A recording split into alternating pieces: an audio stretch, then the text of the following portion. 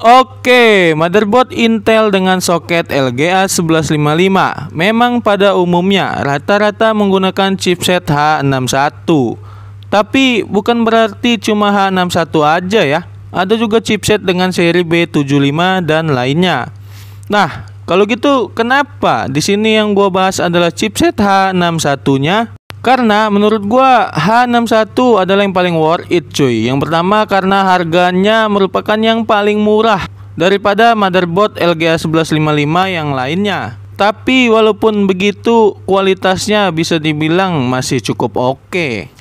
Meskipun cukup worth it di kelasnya, tapi ada juga batasan yang harus kalian tahu dulu sebelum pakai motherboard yang satu ini cuy. Ya, namanya juga motherboard low budget, pastinya punya banyak kekurangan. Ya, terutama di bagian VRM-nya cuy. Yang pertama, maksimal TDP prosesor yang mampu ditampung oleh Mobo dengan chipset H61 cuma di kisaran 35 sampai 95 watt aja. Kemudian chipset H61 umumnya support dengan prosesor Intel generasi kedua sampai generasi ketiga.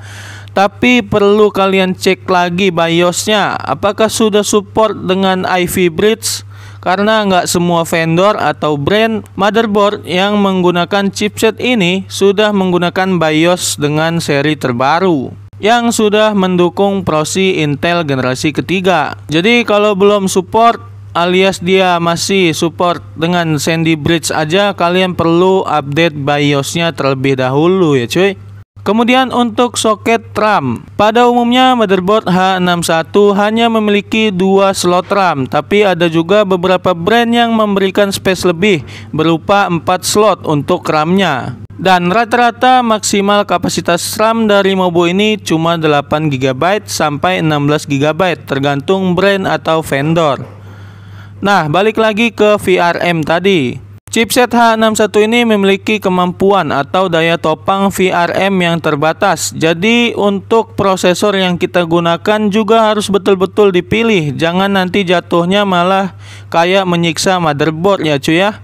Artinya dengan kapasitas kemampuan VRM yang kurang, motherboard dengan chipset H61 ini menurut gua nggak rekomen banget untuk kalian yang mau mengoverclock sebuah prosesor. Jadi berikut beberapa prosesor yang bisa kalian gunakan pada motherboard ini. Yang pertama, Intel Pentium Gold generasi kedua atau ketiga dengan seri 2030 seterusnya. Kemudian Intel Core i3 2100, 2120, 3220, 3240 dan seterusnya. Intel Core i5 2400, 2500, 3330, 3470, 3570 dan seterusnya.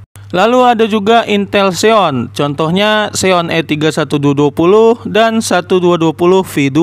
Kemudian untuk seri i7-nya yang juga bisa support sampai i7 generasi kedua dan ketiga, yaitu i7 2600 dan 3770 dan seterusnya. Terus gimana kalau misalnya kita mau pakai prosesor dengan seri T atau seri K? Menurut gua sih masih fine-fine aja, tapi perlu diingat khususnya untuk prosesor dengan seri K yang notabene-nya dipakai untuk overclocking. Menurut gua nggak worth it karena balik lagi ke kapasitas kemampuan VRM-nya tadi. Jadi mubazir aja gitu. Kalian beli prosi yang akhirannya K tapi nggak digunain untuk overclocking. Jadi berikut ini gua kasih beberapa rekomendasi prosesor dari gua yang bisa kalian pakai di motherboard ini. Yang pertama, kalau untuk kegunaan standar alias kegunaan ringan seperti ketik-ketik atau untuk kalian yang mau buka usaha percetakan dan sebagainya, kalian bisa pakai aja prosesor dari i3 2120 atau sekalian deh ke generasi ketiganya, yaitu kalian bisa menggunakan Core i3 3220 atau 3240. Kemudian kalau kegunaan PC-nya mau dipakai untuk main game, gua masih merekomendasikan si Core i5 generasi ketiga, bisa 3470 atau 3570. Karena prosesor yang satu ini bisa dibilang, apalagi untuk sekarang itu harganya udah murah banget, dan dia udah punya 4 core dan 4 thread. Ini menurut gua prosesor yang paling worth it sih untuk digunain di motherboard dengan chipset yang satu ini. Kemudian kalau kalian mau pakai Intel Core i7-nya, gua rekomendasiin sih ambil aja i7 3770 ya, daripada kalian harus beli yang i7 2600.